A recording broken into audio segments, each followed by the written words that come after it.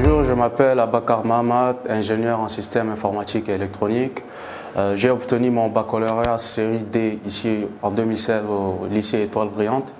De là, j'ai choisi de faire un métier qui me passionne depuis toujours, qui est l'informatique. Donc, j'ai migré vers le Maroc pour effectuer mes études à l'Institut supérieur de génie des affaires, plus communément appelé ISGA, au campus Rabat. Et de cela, après être diplômé en 2021 en Master 2, j'ai décidé de me lancer dans l'entrepreneuriat numérique, qui est celui de l'informatique. Alors, l'informatique est incontournable dans tous les secteurs d'activité. Toute entreprise qui se respecte, ou du moins qui veut faire de grandes choses, se doit d'avoir un informaticien dans son équipe. Par exemple, si on prend un exemple, toutes les grandes entreprises du monde et même en Afrique, la plupart des postes clés reviennent aux informaticiens. Par exemple, que ce soit dans les systèmes décisionnels informatiques qui vont permettre à l'entreprise de prendre des décisions qui pourra, par exemple, dans les années futures, dans le prévisionnel, augmenter le chiffre d'affaires, par exemple. Et il y a une bonne dizaine d'exemples. Donc, l'informatique est incontournable dans tous les secteurs d'activité.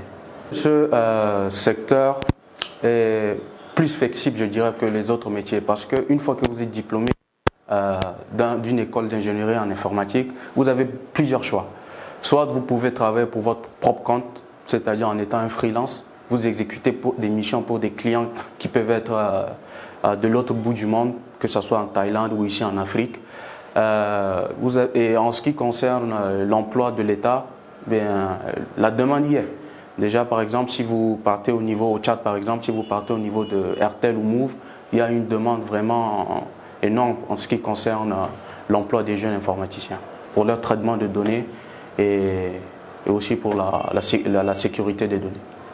Si vous voulez devenir un informaticien, c'est d'abord de savoir quelle branche de l'informatique vous voulez exactement effectuer. Parce que l'informatique a plusieurs branches. Soit vous allez aller côté hardware, tout ce qui est réseau, serveur et autres, ou vous allez aller côté software, développement logiciel, application et site web. Donc déjà, il faut préciser ça.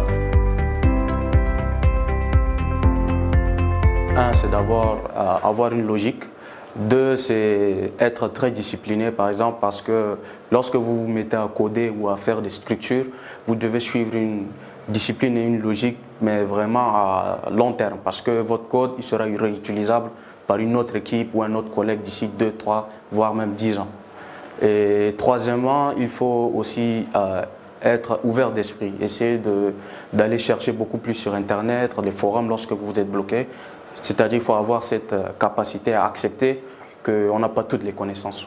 Surtout, s'adapter, parce que la technologie grandit à une vitesse exponentielle énorme et il faudra savoir garder le cap et toujours être à l'affût de nouvelles informations et de nouvelles technologies à ajouter à votre carnet d'adresses. Déjà, selon le cabinet d'études SFI, ils ont prédit que d'ici 2030, le marché de l'informatique en Afrique, surtout de l'emploi, sera estimé à plus de 130 milliards de dollars. Et de plus, vous avez déjà des grandes compagnies qui viennent des États-Unis, par exemple, les compagnies offshore telles que Capgemini ou SQLI, qui viennent s'installer ici en Afrique pour recruter la main-d'œuvre africaine, c'est-à-dire des informaticiens africains.